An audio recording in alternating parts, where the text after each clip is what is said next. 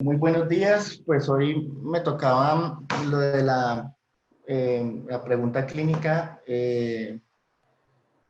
Me llamó la atención pues que el residente, el fellow de cardiología habló sobre el tratamiento, sobre el trombo intraventricular. Entonces, y pues he visto como muchas pautas de manejo en cuanto a, y muchas dudas en cuanto al tema. Entonces, pues hice una búsqueda más exhaustiva sobre el tratamiento del mismo. Entonces, mi pregunta es si les sirven los DOACs en el tratamiento del trombo intraventricular izquierdo o definitivamente la evidencia no nos avala el mismo. Básicamente, uno encuentra el trombo intraventricular izquierdo, sobre todo en el ápex, en los pacientes que tienen disfunción sistólica severa. Sin embargo, también puede ocurrir dentro del contexto de cardiopatía tanto isquémica como no isquémica. Incluso se han encontrado en el contexto de la cardiomiopatía hipertrófica y en la cardiomiopatía chagásica, que aunque los registros internacionales no la tienen en cuenta porque pues no son endémicas de los países desarrollados. En nuestro país hay documentos donde se describe comúnmente asociado al trombo intraventricular asociada a este tipo de cardiomiopatía. Entonces, básicamente, ¿por qué se forma el trombo intraventricular? Porque pues cumple con los tres preceptos de la tríada de Virchow. Hay un éstasis, hay una injuria subendocárdica y hay una hipercoagulabilidad. El éstasis, pues obviamente está dado por la quinesia y la disquinesia ventricular, sobre todo si el infarto afecta la descendente anterior y el ápex.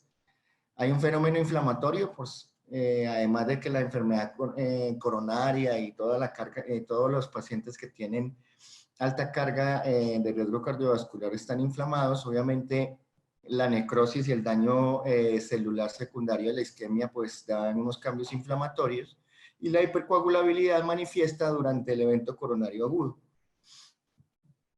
¿Cuáles son los factores de riesgo que cumplen con los preceptos de Virchow? Pues básicamente tenemos que los pacientes a menor fracción de eyección tienden a no presentar estos trombos intraventriculares. En cambio, a menor fracción de eyección los presentan más. Y pues obviamente los pacientes que tienen un infarto agudo de miocardio, que es la mayor etiología de la presentación de los trombos intraventriculares, tienen una probabilidad de casi 11 veces de presentar el trombo intraventricular. Por eso es que estos pacientes tienen que ser vigilados de una forma estrecha, y debemos tener en cuenta que pese a que tenemos que el infarto agudo de miocardio, la cardiomiopatía isquémica, es la mayor causa de los trombos intraventriculares, nosotros durante la práctica clínica como que no hacemos un screening muy adecuado de estos pacientes, y de hecho la mayoría de los trombos intraventriculares se encuentran dentro del contexto de una realización de un ecocardiograma por alguna otra razón, especialmente en el contexto de una enfermedad cerebrovascular. También tenemos la hipercoagulabilidad, que aunque en este estudio no dio de más de 200 pacientes, no dio significancia estadística, si hay una diferencia en la producción de fibrinógeno durante el evento coronario agudo. Pero lo que sí es claro es que los pacientes que presentan trombo intraventricular tienen una proteína C reactiva más elevada que los pacientes que no presentan el trombo intraventricular dentro del contexto del evento coronario agudo. Miren, por ejemplo, acá en esta cohorte de 308 pacientes, donde encontraron que el 11.7% tenían un trombo intraventricular, el hecho de haber tenido un compromiso de la arteria descendente anterior y tener una fracción de eyección muy disminuida. Fíjense que los que no lo presentaron tenían promedio una fracción de eyección del 40%, y los que la tenían en promedio 10% menos de fracción de eyección. Eran como los mayores factores de riesgo para no presentar un trombo intraventricular. De hecho, cuando se hace un análisis multivariado en este estudio, lo que más se tiene en cuenta es que definitivamente el hecho de tener una fracción de eyección baja es lo que hace que los pacientes presenten con mayor probabilidad un trombo intraventricular. Ahora, ¿qué se ha encontrado en los diferentes estudios? En los diferentes estudios se han encontrado que, mire, que aunque es más frecuente el trombo intraventricular dentro del contexto de un evento coronario agudo, sobre todo los infartos anteriores y con descenso marcado de la fracción de eyección y un estado inflamatorio, la cardiomiopatía dilatada con baja fracción de eyección tiene un HR de embolismo sistémico de 60. O sea que tenemos el contexto muy frecuente de un paciente que hace una enfermedad cerebrovascular aguda con una fracción de eyección del 30%, una cardiopatía dilatada. Entonces, le buscamos fibrilación auricular, le buscamos enfermedad carotidia, le buscamos enfermedad de gran brazo extracraniano, pequeño brazo extracraniano, todas no nos da. Y resulta que el hecho de tener esa cardiopatía puede tener un importante riesgo de que la fuente embólica sea cardíaca. Le hacemos un ecocardiograma TT, no hay trombo. Le hacemos un ecocardiograma TE, no hay trombo.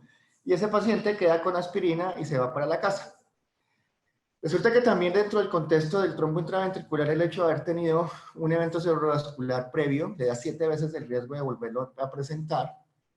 También tenemos que el paciente que es de género femenino también tiene un riesgo de 7 veces de volver a presentar un embolismo sistémico.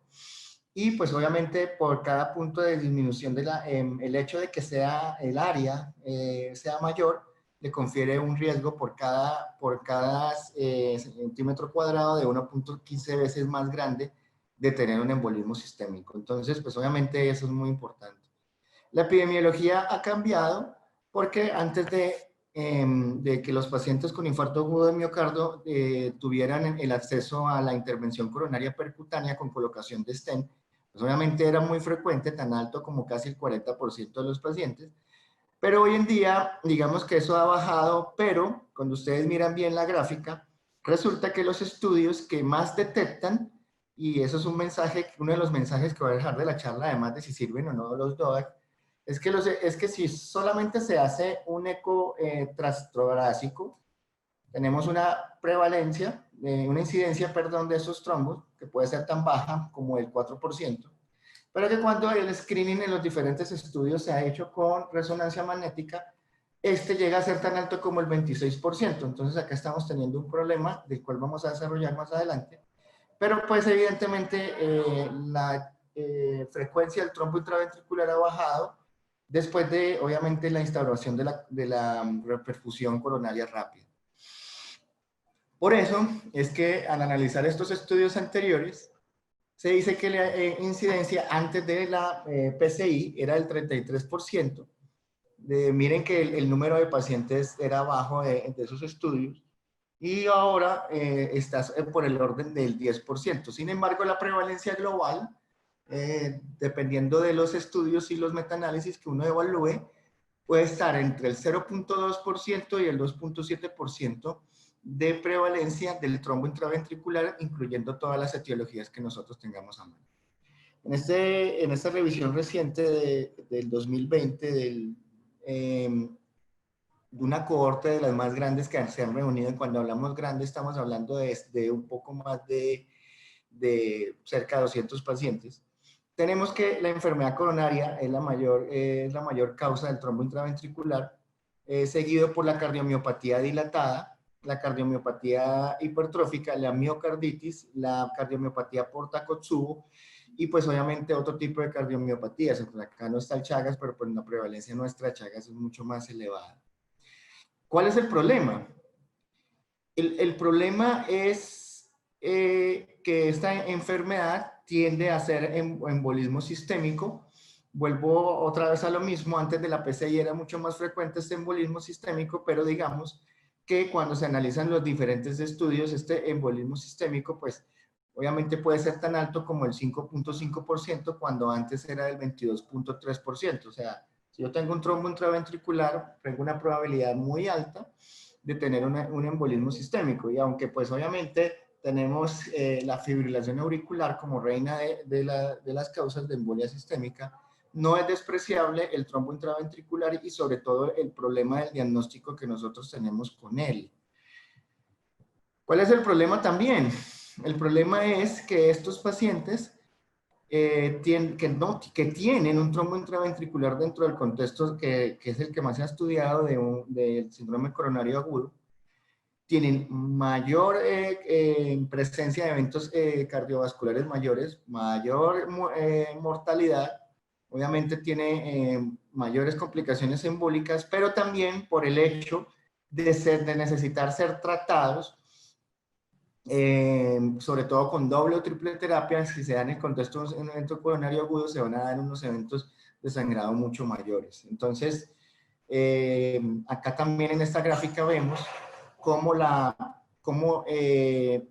anticoagulación es lo que me lleva a que yo no tenga estos eventos, pero sin embargo todo lo demás y la fracción de eyección también preservada, o sea, la intervención temprana del evento coronario agudo que me permita salvar la mayor cantidad de miocardio, va a hacer que yo tenga la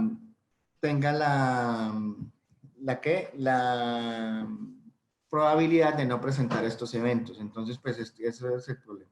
¿Cuál es el otro problema?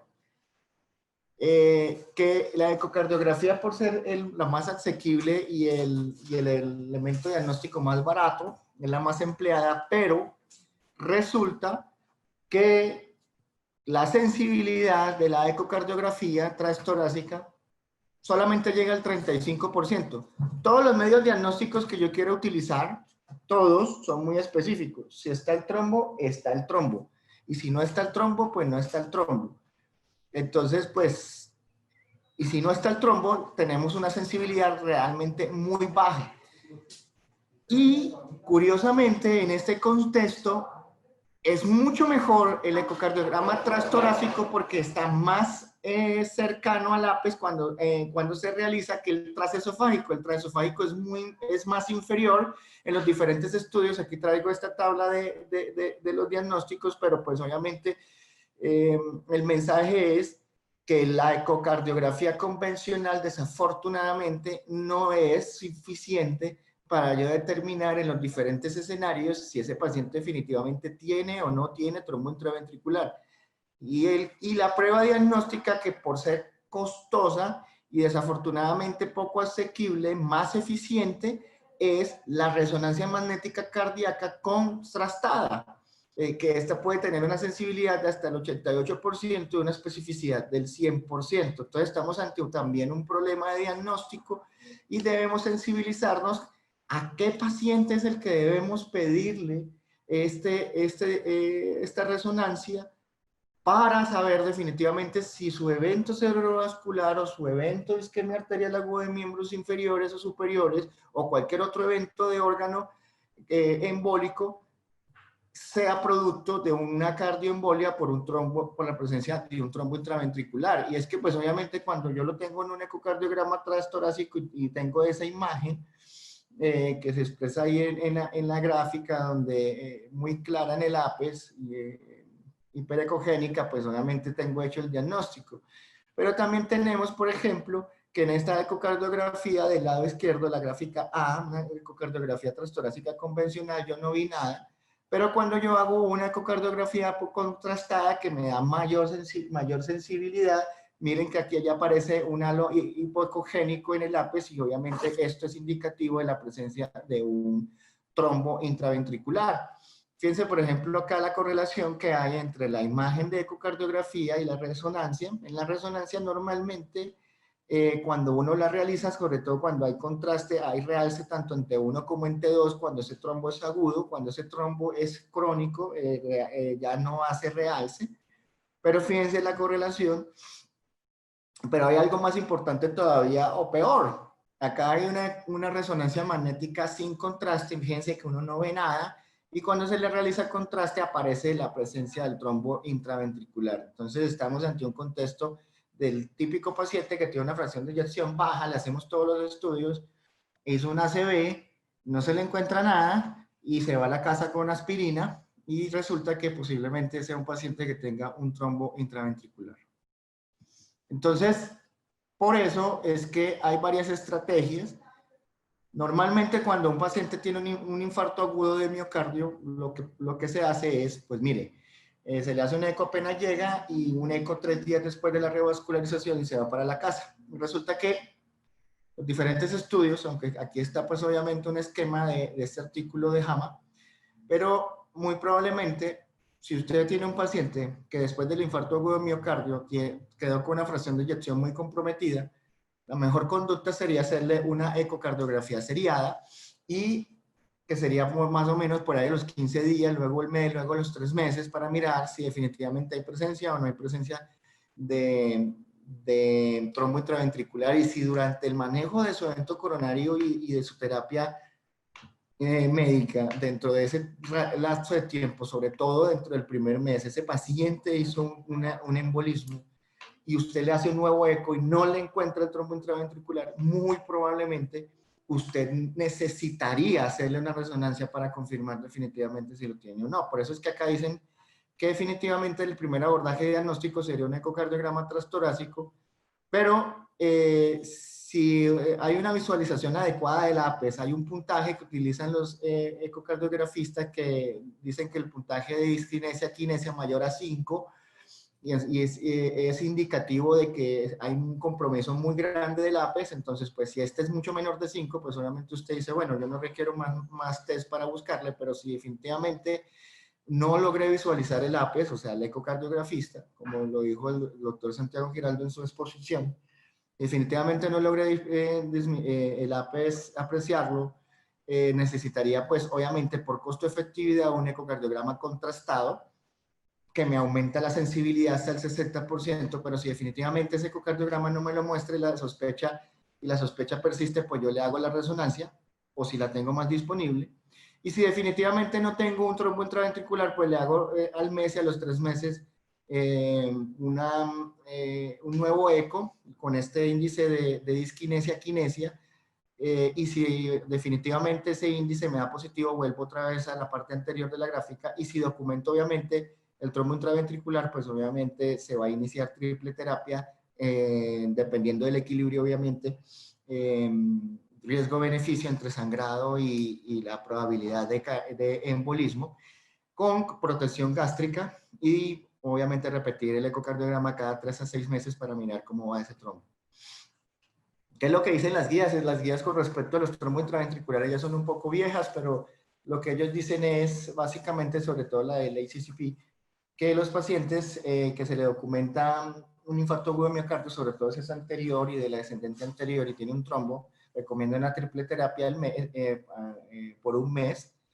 Luego el anticoagulante más tratamiento antiplaquetario de 1 a 3 meses. Si el paciente a los 3 meses ya no tiene el trombo, pues sigue con doble terapia. Si tiene el trombo, pues seguiría con doble terapia con anticoagulante. Si estamos hablando de la colocación de un stent no medicado, si el stent es medicado, ojalá la triple terapia que tiene que tener warfarina, desafortunadamente debería extenderse de 3 a 6 meses. Y obviamente si a los 6 meses no se le documenta el trombo o el trombo se ha organizado, aunque hoy en día hay dudas si ese trombo organizado puede o no embolizar, descontinuar obviamente la warfarina y continuar la doble terapia hasta los 12 meses. Pero estas recomendaciones son tipo evidencia C. De hecho, las guías europeas lo que escriben es una prosa ahí sin el apoyo obviamente de algunos estudios que hay al respecto. Y es que cuando se hace una evaluación de los TTRs, pues estos pacientes tienen un problema. En este estudio, ellos miraron a los pacientes y los compararon entre los que tenían el TTR con warfarina por encima del 50% y los que lo tenían por debajo del 50%. Encontraron que los que tenían el TTR mayor del 50% tenían solamente una incidencia de embolia sistémica del 2.9% versus del 18% si lo tenían por debajo del 50%, pero a expensas, y como sabemos que entre el 30 y el 40% de los pacientes sangran con warfarina, así tengan el INR terapéutico, fíjense que la tasa de sangrado era la misma. O sea que también es un problema y es muy complejo el manejo de estos pacientes, porque el TTR tiene que estar mínimo por encima del 50% y que si no lo tenemos así vamos a tener 9 veces más de incidencia de embolia sistémica con la misma tasa de sangrado y con lo que conlleva eso en mortalidad, que ya vuelvo a mostrar esta gráfica, pues vamos a tener eventos cardiovasculares y mortalidad mayores a costa de mayor sangrado. Cuando uno mira este estudio de esta cohorte de 159 pacientes de este año del JAC, pues uno dice cuáles son las terapias que más utilizaron en este tipo de pacientes. Resulta que pues obviamente de las terapias más utilizadas fueron pues la anticoagulación y la terapia anticoagulante dual, y la segunda más utilizada fue la anticoagulación más aspirina. Pero cuando uno mira la utilización de warfarina, fue aproximadamente el 48.4% de los pacientes, pero el 22% de los casos se utilizó un anticoagulante oral directo. De hecho, desde 2009, 2010 que comenzaron a aparecer los mismos, 1 de cada 5 pacientes que tiene un trombo intraventricular es tratado con un anticoagulante de acción directa. Entonces, pues obviamente esto es para tener en cuenta que estamos tratando el 20% de los pacientes con anticoagulantes directos. Fíjense que en este estudio, por ejemplo, la mediana que es de duración del tratamiento, a pesar de que las guías dicen, no, que 3 meses, si no tiene el trombo, entonces pues se la quitamos, si tienes tiendas, se las tiendas de la... Fíjense que la mediana de tratamiento de estos pacientes fue muy prolongada, fue de casi 500 días, año y medio, y pues obviamente tener en cuenta esa parte, que la anticoagulación de estos pacientes se puede prolongar en el tiempo, porque es que definitivamente acá hay un problema, y es que en este mismo estudio dijeron, bueno, vamos a seguir los pacientes con ecocardiograma. Entonces, vamos a ver cómo se reduce el área o si desaparece el trombo con los diferentes tratamientos. Resulta que pues este es el índice, o sea, el primer eco, y miramos que definitivamente con la terapia anticoagulante va descendiendo el área, pero hay pacientes con valores extremos que incluso aumentan el área del trombo o o de pronto desaparece el trombo y aún con terapia anticoagulante este recurre. Y pues los datos son muy claros. Resulta que el 76% de los pacientes disminuyen el área del trombo, regresan el 62.3% de los pacientes, pero hay una recurrencia de cerca del 15% a pesar del área de la terapia anticoagulante del trombo intraventricular. De lo que yo pude estudiar de esta enfermedad y de lo que revisé y todo eso, pues esta enfermedad no tiene una historia natural. O sea, yo no hay una, digámoslo así, los estudios, como voy a expresarlo a continuación, son muy pequeños. Fíjense, cohorte grande, 159 pacientes. Uno dice pues, o sea, estamos hablando de una enfermedad que tiene una baja incidencia, o es que no la estamos diagnosticando. Creo que es lo segundo, porque esta es de las enfermedades que el gold estándar es la resonancia, y pues resonancia cardíaca no está disponible en todas las partes. Entonces, pues la pregunta central es, ¿sirven los DOACs en este escenario? Entonces, la formación del trombo intraventricular es por bajo flujo, por el infarto. No se pueden utilizar en válvulas porque definitivamente la superficie de contacto hace que la cascada de la coagulación se produzca de una forma muy importante por los diferentes mecanismos que esta tiene. Los DOAC pues están aprobados en enfermedad tromboembólica venosa y fibrilación auricular, y pues puede ser razonable que puedan ser útiles, pero yo les voy a traer esta gráfica. Fíjense en la fisiopatología de la formación del trombo en los pacientes que tienen válvulas mecánicas. Cuando uno la mira, se parece mucho a la fisiopatología de la formación del trombo intraventricular. Tenemos una superficie expuesta, que es el área de infarto, que está necrótica y que está produciendo, obviamente, una cascada inflamatoria sobre ella misma. Tenemos un éstasis, que es la quinesia o la disquinesia del APES.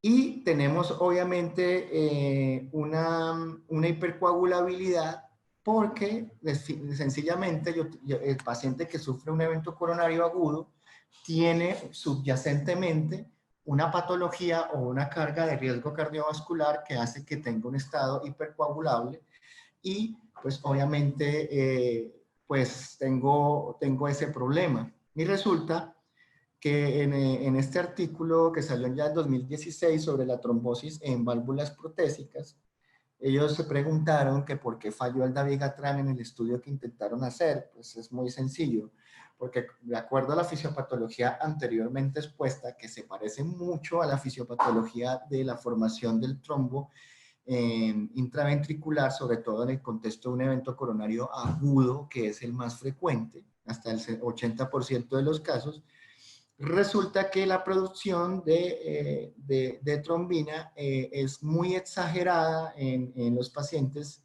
que tienen válvulas protésicas y obviamente el dabigatran no alcanza a saturar el factor 2 activado y pues obviamente por eso es que seguramente fracasó. Entonces, el estudio más grande que hay, que salió recientemente sobre el uso off-label de los anticoagulantes directos que se revisó, nos indica que fue un estudio de 514 pacientes. Esta es la gráfica donde 300 pacientes utilizaron warfarina en algún momento, de los cuales 236 definitivamente solo tuvieron warfarina.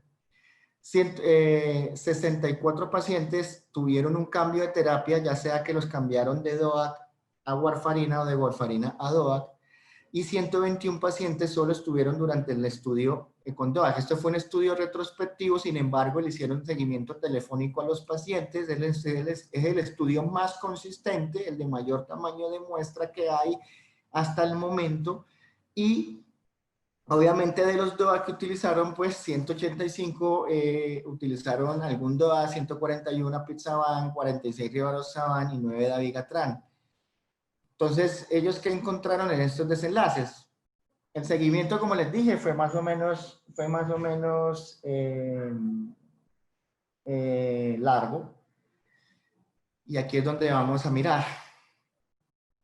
Resulta que cuando se comparaba el uso de DOAC versus warfarina, yo tenía con una significancia estadística casi 3 veces mayor probabilidad de embolia sistémica cuando los utilizaba versus la warfarina. O sea, hacía más embolia sistémica con DOAC que con warfarina. Si estamos hablando de ACV, hacían 2 veces ACV. La movilidad del trombo, si no hubo ninguna significancia. Y pues en la presencia y que si esto era diferente en la presencia o no de cardiopatía isquémica, pues no hubo datos, no arrojó una significancia estadística.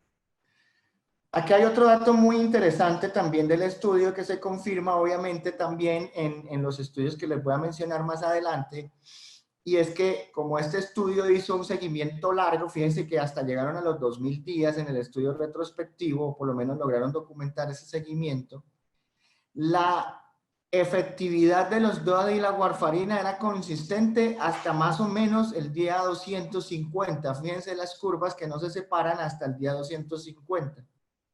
A partir del día 250, la efectividad de los anticoagulantes directos disminuye progresivamente en comparación con la warfarina. Entonces, pues obviamente, aquí pues la duración global de la anticoagulación, pues estaba en cada uno de los casos, pues obviamente ellos hicieron los diferentes seguimientos conforme la cohorte lo aportaba. Fue 207 días, de ellos duraron más anticoagulados con warfarina, más días anticoagulados con warfarina que con anticoagulantes directos. Entonces, ahora, en cuanto a la resolución del trombo, fíjense la sorpresa, eran igual de efectivos en resolver el trombo, ¿sí? En cuanto a la embolia sistémica, aunque la inclinación era a que se presentaban más eventos con los directos, no había significancia estadística. O sea, durante los primeros 3 meses, si yo anticoagulo con un directo o con warfarina, pues tengo un resultado muy bueno. O sea, el resultado no es diferente. Pero cuando yo paso esos 3 meses, ahí sí, la presentación de embolia sistémica es mucho más frecuente en los pacientes que utilizan anticoagulante directo que en los que utilizan warfarina.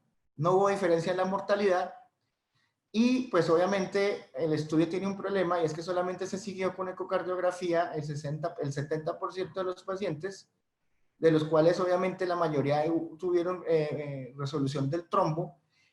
Sin embargo, hasta el 9% de los pacientes tuvieron un evento de embolia sistémica luego de la desaparición del trombo. Entonces, pues eso es lo que muestra eso. ¿Qué dicen otros estudios? Este es una revisión sistemática de la literatura. Fíjense, este estudio es de 2019. Ellos reunieron 30 artículos y solo alcanzaron a tener 41 pacientes.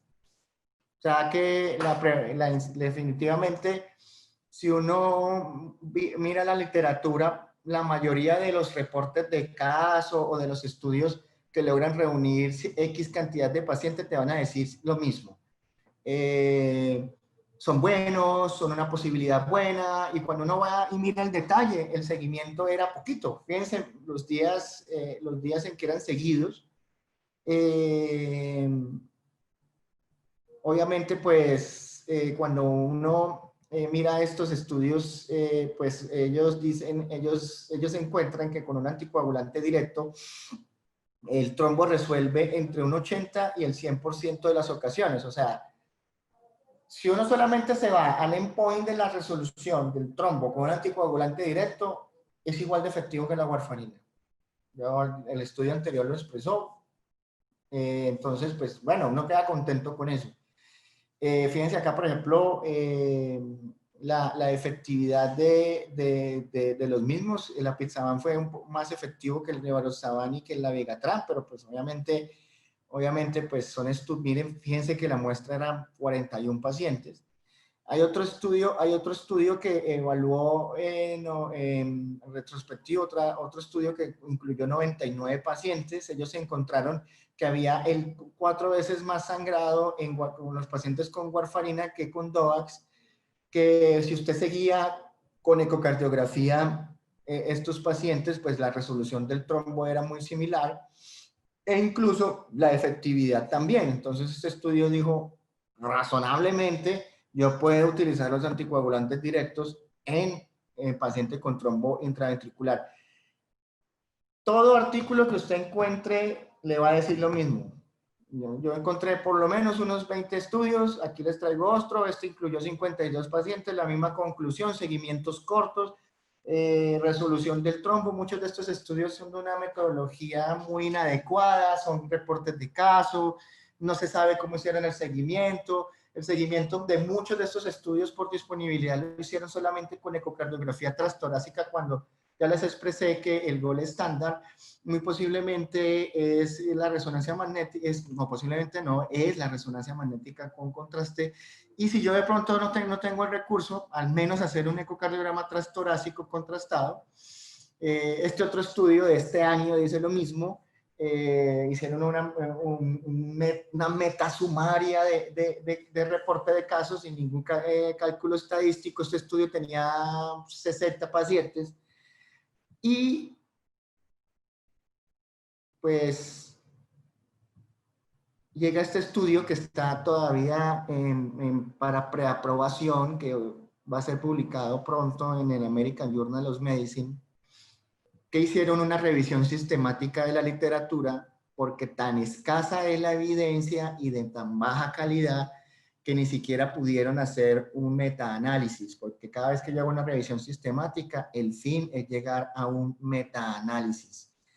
Y ellos, ¿qué encontraron? Encontraron que habían, de todos los reportes de casos que habían a nivel mundial, encontraron 85 pacientes. Resulta que cuando uno evalúa esos reportes de caso, pues les iba muy bien.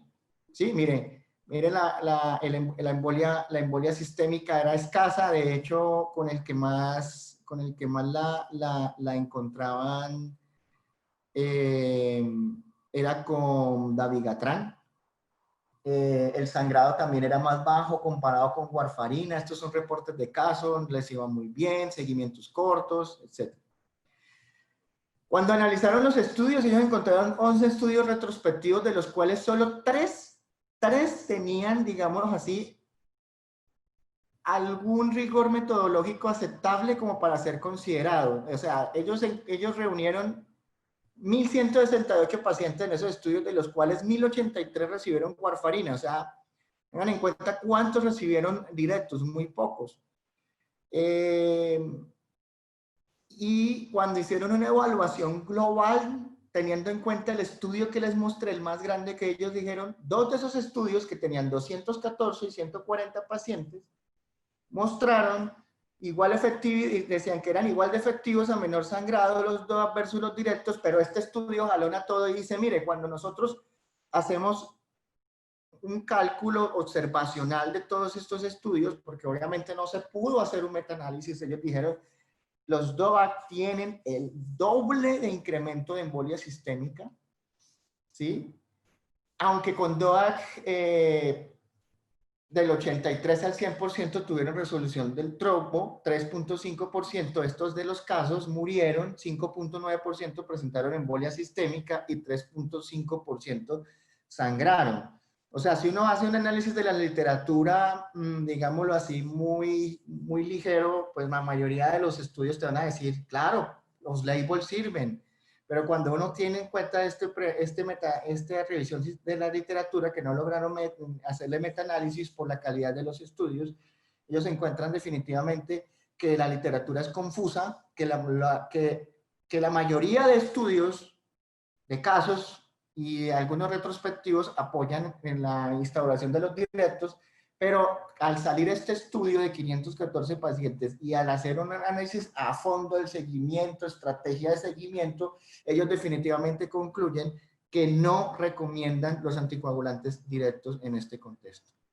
Entonces son todas dudas. ¿Cuál anticoagulante y por cuánto tiempo? ¿Cuál es la conducta con los trombos crónicos organizados? Que todavía no se sabe muy bien porque hay mucha recomendación de expertos. Se debe suspender la terapia una vez resuelto el trombo, por ahora no se deben utilizar, pero, y esto lo dejo a consideración del público, como consistentemente la literatura a seguimientos cortos dice que el directo es eficaz. Si yo tengo un paciente al cual le voy a instaurar una triple terapia y yo necesito instaurarle anticoagulación porque le encontré el trombo intraventricular en el contexto de un evento coronario agudo, pero tiene un alto riesgo de sangrado, quizás es una alternativa, una recomendación tipo Z, porque es una conclusión muy personal que yo saco. Quizás yo sí podría instaurar durante los primeros 3 meses como para disminuirle, como para aumentarle la seguridad de este paciente, el directo, y luego, si el trombo persiste, hacerle un cambio a warfarina, pero ya quitándole uno de los antiagregantes y pues obviamente disminuyéndole la probabilidad de sangrado. Es una conclusión que yo saco por la gráfica que les mostré de los primeros 250 días, que la efectividad era similar. Por último, pues obviamente la estrategia de tratamiento que ellos hacen es, si usted documenta el trombo intraventricular dentro de un evento coronario agudo, anticoagule de 3 a 6 meses, y párelo a menos de que usted documente el trombo, repita un ecocardiograma contrastado. Definitivamente esto es del 2017, yo creo que la conducta ideal sería una resonancia. Si no hay trombo, pare la anticoagulación. Si persiste el trombo, usted va a equilibrar el riesgo de sangrado o de embolia sistémica y usted decidirá si lo continúa o no la anticoagulación. Si no hay trombo, pero persiste la normalidad, aquí pues dicen de la disquinesia del APE, aquí dice pues pare o continúe la anticoagulación. Aquí la respuesta es no, hágale una resonancia y mire y tiene el trombo. Y pues si tiene un nuevo trombo, anticoagule. Entonces, y miren el nivel de evidencia muy bajo. Muchas gracias por su atención.